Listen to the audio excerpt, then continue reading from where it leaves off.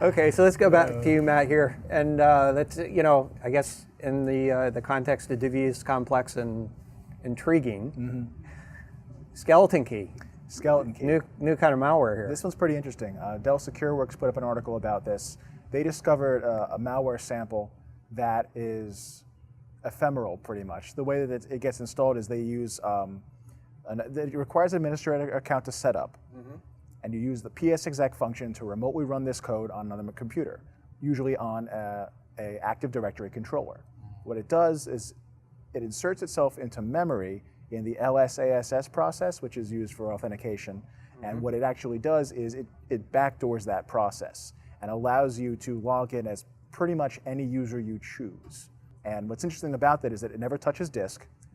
The operators would delete the malware from where it was originally, and it would stay resident in memory on this Active Directory controller, which we all could stay up indefinitely. Exactly, because those are designed to have high uptime because they serve so many different places.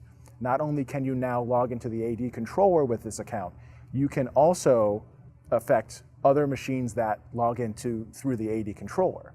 So this is kind of like a master key or skeleton key, which is why they called it that, for the entire AD structure. And it's very, very hard to detect once it's installed. Right. So this is a little bit scary because it's very hard to find something like this unless you're looking at the memory of the system itself, or if you're logging for psexec calls, which are not that uncommon in a large corporate. Maybe admins are using it for legitimate purposes, but it's a lot harder to find than other malware. So it's a little bit scary. Any indications that they were exfiltrating passwords, user IDs, those sorts of things? There isn't any network traffic associated with the malware itself. So it's not as if this is in there as an implant beaconing out. This is really just there to provide that functionality.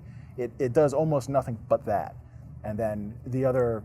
For now. For now, yes, that's true. That's true. So the story didn't really provide the full context. It was really, is that correct? It was... They were kind of tight-lipped on the details of who the victims were and why it was there. But I mean, it's clear to me that this is a master key to the whole company once you've got it installed. Right. And so I think the typical scenario is, they've got to get into the enterprise as a starting point. Yep. Typically a spearfish or something along those lines. Get access to a workstation. Perhaps do some password cracking in the administrative role. Use that to move laterally across the enterprise, get into some of the critical systems, and then this is the place where you'd implant something like that, and it really entrenches the attackers. Yep. Very difficult. If you don't know how they're getting around, it's going to be difficult to kick them out once that kind of thing occurs.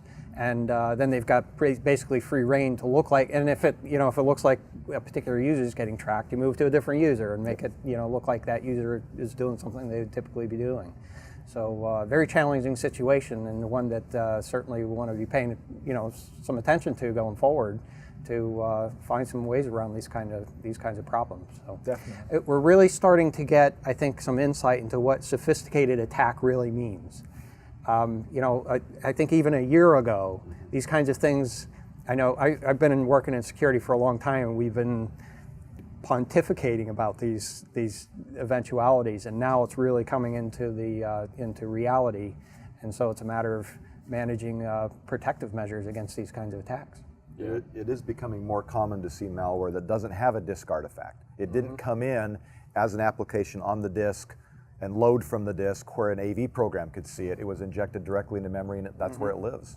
Yeah, absolutely.